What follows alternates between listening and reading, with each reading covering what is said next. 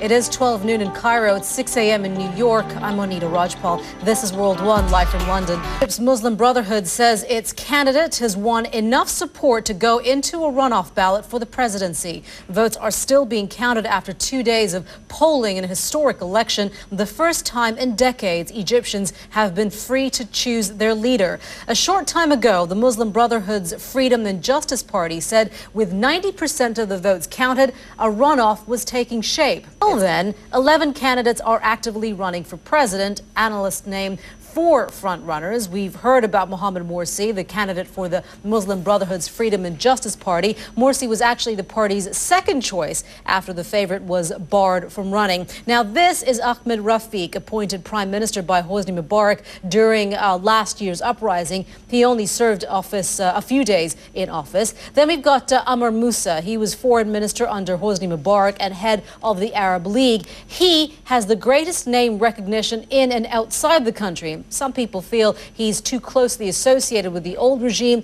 but he draws support from Egypt's secularists. And then we've got Abdel Monin Abulfush, once a senior leader of the Muslim Brotherhood, was ousted from the party after announcing his run for president. He has attracted the support of liberals, young people, and Salafists. Well, with the polls now closed, international monitors in Egypt are giving the election high marks. Ballots are still being counted. Senior international correspondent May25 is in Cairo with the latest. Yes, Monita. Well, it's not really a surprise that the Muslim Brotherhood came in first, given that Mohammed Morsi... May25 there, live for us from Cairo. We want to see what newspapers are saying about all of this. Let's begin in Egypt with Al Ahram Weekly. The headline, "We've never been here before." It's commenting on the complex issues the country faces, and it's an editorial that goes on to say some Egyptians may have set high expectations for this vote, assuming that major change will occur should their preferred candidate win. Most likely, that will not be the case. In the UAE, the National's headline, "Citizens look to brighter future, one they finally determine for themselves." It says Egyptians took a leap into the unknown this week. For some, old suspicions remain, and they fear that a candidate favored by the military could herald a return to the Egypt of old. And finally, the Wall Street Journal Europe edition has this headline, "Across Mideast, Arabs watch Egypt vote amid hopes and fears." It says it is precisely the next Egyptian president's stance on issues like religious freedom and minority and women's rights that has many in the Middle East worried. Egypt has long been a trendsetter and barometer for the entire Arab world. And remember, you can read all those articles in full at facebook.com/W1CNN. New French President François Hollande is on a surprise visit to Afghanistan. He held a news conference with Afghan President Hamid Karzai after their meeting in Kabul. It is Mr. Hollande's first trip there since he took office earlier this month. On the phone from Kabul with all the details is CNN's Nick Payton-Walsh with more on this surprise visit. Nick. It's interesting to note that if they do indeed withdraw by the end of the year, and others are saying they will withdraw by the end of 2014, how much of a dent then will this mean then in terms of this easing or this withdrawal, slow withdrawal out of Afghanistan?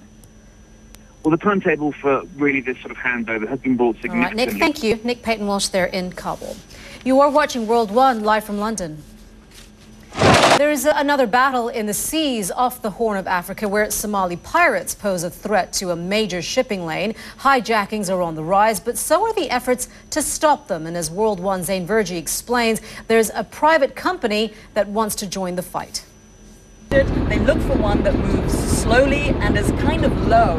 They throw a rope with a hook or a ladder. The threat of pirates extends north to the Gulf of Oman, where Iran says its navy helped thwart an attack on a U.S. cargo ship after U.S. sailors sent out a distress signal. Broke out in the Israeli city of Tel Aviv Wednesday night when a racially charged protest turned into a riot.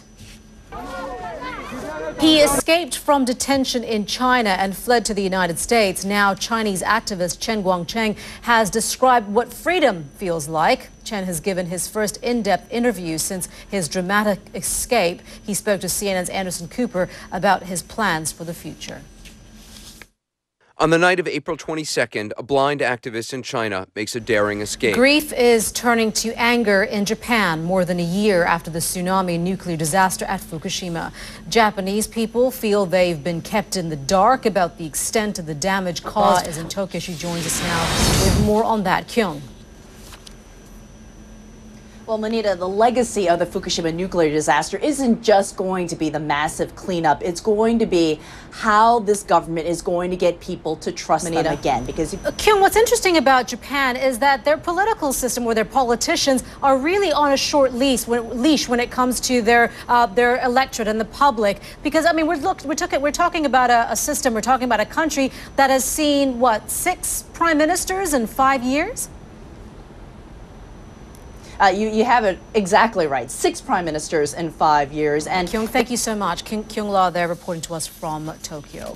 You are watching World One live from London. This weekend brings an event best known for glamour, parties and yachts. And we're not talking about Alex's life. It's Sunday that will be interrupted by the small matter of a Formula One race. It is the unique and historic Monaco Grand Prix, and Sir Alex joins us with more on that. I was just going to say how you would fit in nicely with the yachts. It's true. It's true. I think I would look a bit out of place, actually. Formula One boss Bernie Ecclestone has exclusively told CNN... With my ignorance, when it comes to Formula One, was it really a threat that a lot of the teams were threatened to say, you know, we didn't want to be a part of it? It happens every time this agreement's renegotiated, and somehow they always seem to end up signing. Bernie's a persuasive character. Why is there that they would even threaten to... I think they want more of a percentage of the overall... Yeah, because he controls everything. He controls everything, but they know that he's the best at getting that best deal. Yeah, all right. It's always good fun, though, isn't it, the Monaco Grand Prix? Absolutely. Always enjoy it. One to watch. Yes, and to listen to. Alex, thank you very much. You are watching World One live from London. An innovative space mission reaches a crucial stage. Mari Ramos says watching events unfold from just down here on Earth. Welcome back. This is World One live from London. We are approaching almost 7 a.m. in New York. It is almost 1 p.m. for you in Berlin, and it is almost 8 p.m. in Tokyo, give or take 8 minutes. Well, a hurricane is brewing out at sea off Mexico, threatening holiday resorts along the coast. Meteorologist Mari Ramos has been tracking the storm's latest moves, and let's join in at the World Weather Center. Mari. Yeah, hurricane warning was issued in the overnight hours, or I should say early morning hours there for Mexico. Back to you. Well, Mari, that's one of the stories that's topping the trends on social media right now as well. Let's take a look at that. There's a lot of excitement building, as Mari has been saying online, as the Dragon capsule approaches the ISS. The company that built the spacecraft has been tweeting pictures of its progress, and so far it's successfully completed all tests in preparation for that crucial link-up. Also trending, the Cannes Film Festival and the woman of the moment, Nicole Kidman. The actress graced the red carpet Thursday as her provocative movie, The Paperboy, premiered at the festival, and she's always an audience favorite, and right now she's an online favorite too. And finally, a mini Twitter town hall with President Obama. Mr. Obama has been chatting to people on the microblogging site in 140 characters or less. Users asked him questions on subjects ranging from clean energy to help for homeowners and small businesses. His first tweet: "This is Barack. Let's get started."